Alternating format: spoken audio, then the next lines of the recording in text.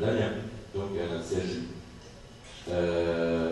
C'est un exemple qui complète un petit peu ce qui est dit, puisque c'est à la fois un CHU, mais aussi le problème de l'hôpital de proximité. Je m'explique.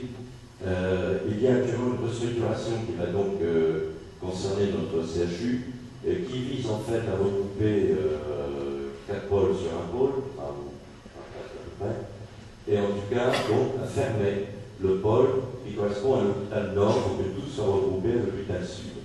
Or, cette unité hospitalière correspond à une population de 50 à 60 000 personnes qui correspondent aux quartiers les plus populaires, où il y a de la chirurgie abdominale, orthopédique, pédiatrique, et puis surtout un pôle d'urgence, et des admissions d'urgence de très grande qualité, car nous sommes tout près de la zone industrielle qui est classée sur les autres. Donc, ceci va être fermé, et il est question de mettre une antenne médicale, je ne peux pas m'empêcher de sourire, qui serait tenue par, entre autres, les médecins de ville.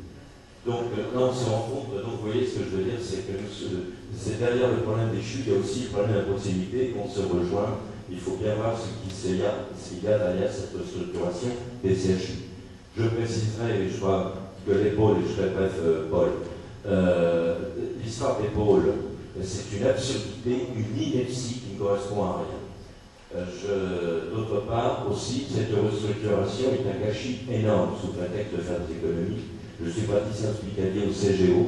Le CGO est un pôle moderne, un service moderne dont les blocs viennent d'être faits l'année dernière, et qui va être supprimé dans 3 ans.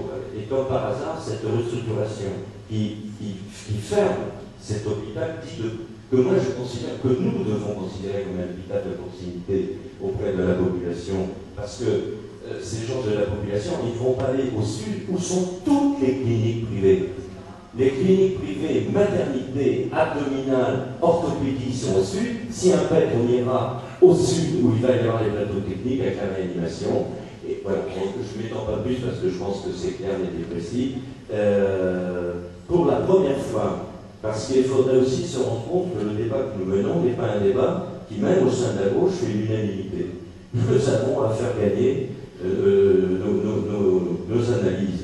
Et pour la première fois au conseil d'administration d'Amiens, c'est quand même pas rien, pour la première fois, les élus de gauche, socialistes, communistes, verts, ont voté contre le budget sur les bases qui sont celles que j'entends défendre ici. C'est donc que quelque chose marche. En ce qui concerne la révolution de bonsoir, Dieu sait que je suis pour et depuis très longtemps. Même un sénateur à son pas peut y contribuer, et ça c'est le petit clin d'œil. Il est absolument évident qu'il n'y a pas de confusion, on ne se fait pas d'illusion. Il faut s'appuyer sur tout. Lénine lui-même le disait, donc on ne va pas être plus léniniste que Lénine, il faut s'appuyer sur tout, même si on n'a pas de sénateur. Et pour ma conclusion, ça sera, je pense qu'en effet, et ça c'est important parce qu'il faut valoriser les luttes, nous avons une loi qui est très affaiblie, et vous avez tout à fait raison, monsieur le sénateur, de démontrer ça, et ça il faut que nous en soyons. Cela dit, tout reste à faire, et ce que tu disais tout à l'heure, je pense qu'il faut qu'on discute des modalités justement de ce qui reste à faire. Merci. Donc, j'écoute, je pense que me disaient les plus vieux, il y en a quelques-uns plus vieux que moi.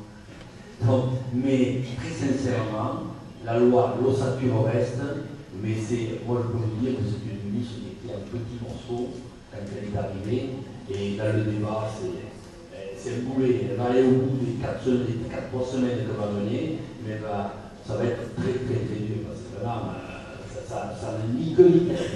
Ça n'a ni queue ni tête.